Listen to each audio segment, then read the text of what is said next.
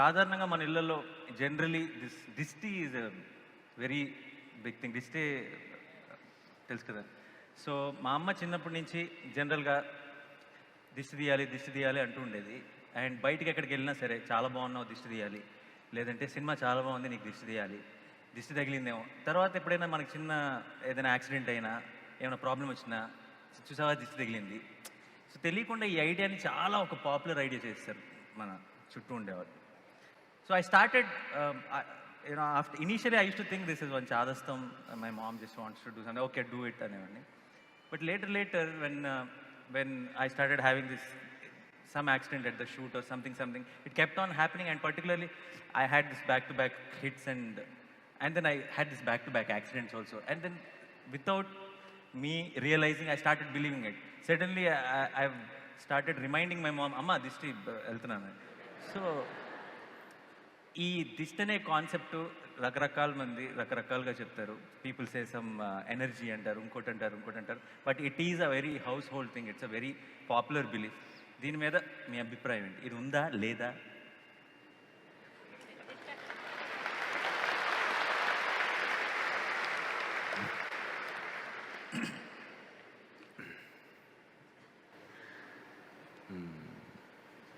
Daily స్నానాలు చేస్తారు.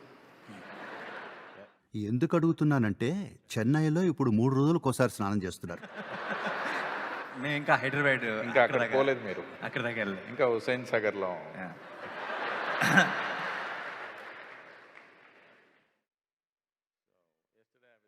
నిన్న సాయంత్రం నేను కొంతమంది ప్రముఖులతో మాట్లాడాను. వారిలో ఓ ప్రభుత్వ అధికారి, ఇక్కడ డబ్బున్న వాళ్ళందరూ రోజూ స్నానం చేస్తున్నారు అన్నాడు. ఏ ఊరు నుంచి వచ్చారు మీరు అని అడిగాను. దక్షిణ భారతదేశంలో స్నానం చేయకుండా అసలు ఇంట్లోంచి బయటికి వెళ్ళాం. ఏదేమైనా సరే, మంచినీళ్లు తాక్కపోయినా సరే స్నానం చేస్తాం.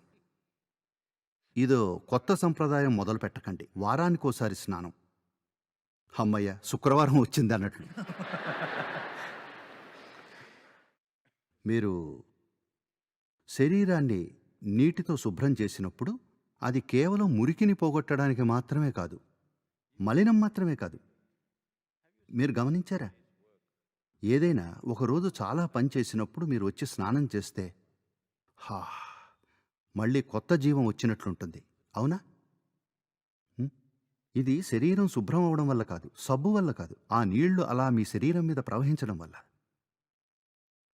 మీరు నదికి వెళ్ళి ఓ మునక వేసి 10 నిమిషాలు అక్కడుండి చూడండి, మళ్ళీ పుట్టినట్లుగా అనిపిస్తుంది. మీరు ఇది అర్థం చేసుకోవాలి. ఈ దేహం పంచభూతాలతో చేయబడింది: భూమి, నీరు, అగ్ని, గాలి, ఇంకా ఆకాశం. ఈ ఋతువులో యోగా సెంటర్లో విండ్ టనల్లా ఉంటుంది. సైలెంట్ వ్యాలీ నుండి వచ్చే గాలులు ఒక దిశగా మళ్ళీ యోగా సెంటర్కు వచ్చేసరికే వాటి వేగం గంటకు 70 నుండి 110 కిలోమీటర్ల వరకు ఉంటుంది, రోజులోని సమయాన్ని బట్టి. 70 to 110 kilometers per hour, different times of the day. ఈ కాలంలో మా వాళ్ళందరూ ఇలా నుంచుని సాధన చేస్తారు. ఇది గాలితో స్నానం. నీటితో స్నానం ప్రతిరోజు చేస్తున్నారు, గాలితో స్నానం చెయ్యొచ్చు. యోగులు ఎప్పుడూ వాళ్ళ దేహం మీద మట్టి పూసుకునేవారు. దాన్నే స్పాలో మడ్ బాత్ అంటున్నారు, సరేనా? మడ్ బాత్ ఉన్నట్లుగానే ఫైర్ వాష్ కూడా ఉంది. దీన్ని మేము క్లేశనాశన క్రియ అంటాం. అంటే ఇది మీ చుట్టూరా చేరుకున్న మలినాలను శుభ్రం చేస్తుంది. మీ దేహం ఇక్కడితోనే అయిపోదు, దానికి కొంచెం పొడిగింపు ఉంటుంది. మీరిది గమనించారా? స్త్రీల్లో ఈ సున్నితత్వం ఎక్కువ, పురుషుల కంటే కూడా.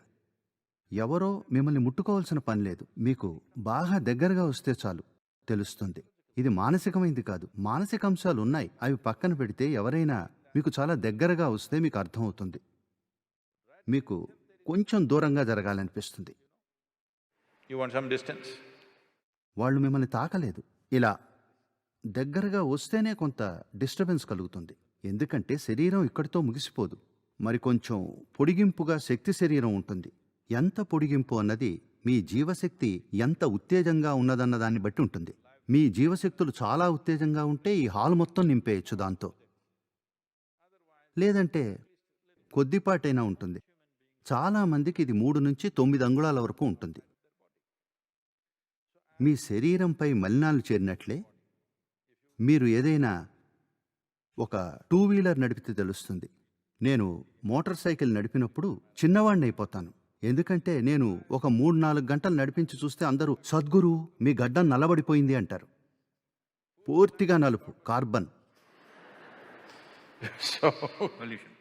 మీరు మీ శరీరం మీద ఎలా అయితే మలినాలు పట్టినప్పుడు మీరు కడుక్కుంటారో అదేవిధంగా మీ శక్తి వ్యవస్థ మీద కూడా కొన్ని పదార్థాలను గ్రహిస్తారు. వీటిని మీరు నీటితో కడగచ్చు. కొన్ని మలినాలు దాంతో పోతాయి. మీరు గాలి స్నానం చేస్తే మరికొన్ని పోతాయి. కానీ అలా గాలి వీయడం అన్నది ఎప్పుడూ జరగదు.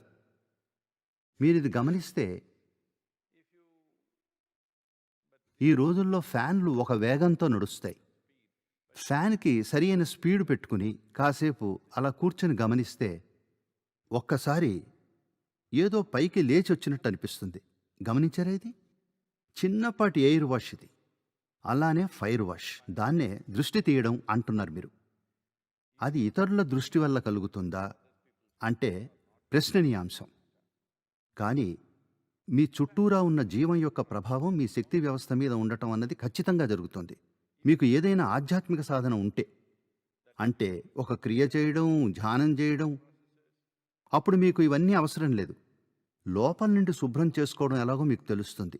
మీకు అలాంటివి లేకపోతే అప్పుడు ఇలాంటి విషయాలకు ప్రాముఖ్యత ఉంటుంది. ఒక విషయం చెప్పాలి మీకు, దీనికి ఒక విధానం ఉంది. కొన్ని తరాల క్రితం ఇది ఎలా చేయాలో ప్రజలకు ఖచ్చితంగా తెలుసు. ఈ రోజుల్లో ఏదో ఒకటి వెలిగించి ఇలా అలా తిప్పుతున్నారు. మీరు యోగా సెంటర్కి వస్తే అక్కడ క్లేశనాశన క్రియ ఒక శాస్త్రీయ విధానంలో చేస్తున్నాం, జరగాల్సిన విధంగా. ఎన్నో దీర్ఘకాలిక రోగాలను ఈ ఫైర్ వాష్ ద్వారా నిర్మూలించాం. ఆశ్చర్యం కలిగించే విషయం ఈ మధ్యనే తెలుసుకున్నది ఒకటి ఏమిటంటే,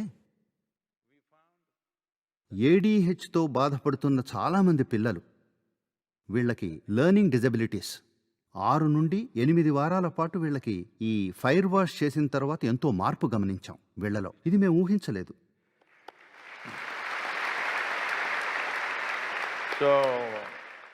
మీ అమ్మ మీకు తెలుసో తెలియకో ఈ ఫైర్ వాష్ ఇవ్వడం వల్ల మీ సామర్థ్యం పెరిగుండొచ్చు.